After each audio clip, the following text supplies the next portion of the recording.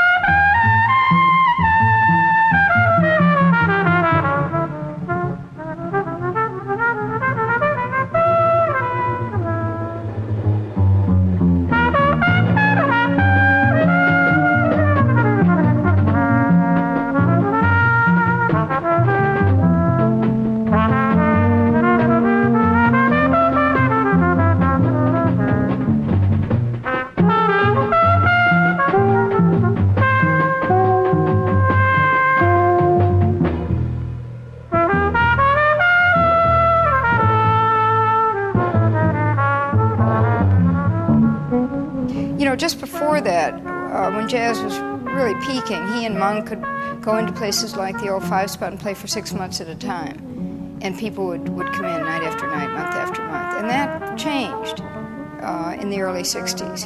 I think it's no coincidence that when Mingus got disillusioned and withdrew, that was around about 1967, which is when the record industry in America, well, worldwide, but starting from America, had just really begun to realize how much money could be milked out of rock music. He was with his small children in the park. He took off all his clothes. He was throwing $100 bills to the wind, and they came and carried him off to a hospital a couple of blocks away. I think it was Mount Sinai, where he spent the next 2 months, I think. And when he was released, he bowed out of music. He stopped composing, he stopped playing. He wheeled around the village on a 6-speed bike. He became a photographer. He carried about 10 or 12 cameras around his neck. Got a job, actually, got a gig as a photographer. And generally went crazy, made a lot of scenes in bars, and was miserable. Well, I'm gonna shoot it.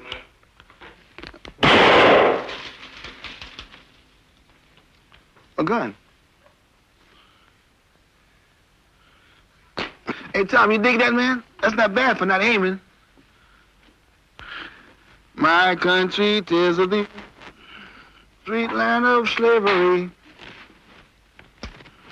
Well, Tom did the documentary at a very anguished time for Mingus. He was being thrown out of an apartment he just rented. So I want to build a school. It meant a lot to me. It meant a chance to learn more, to improve myself, and also teach kids. But Walt could make a real contribution to jazz.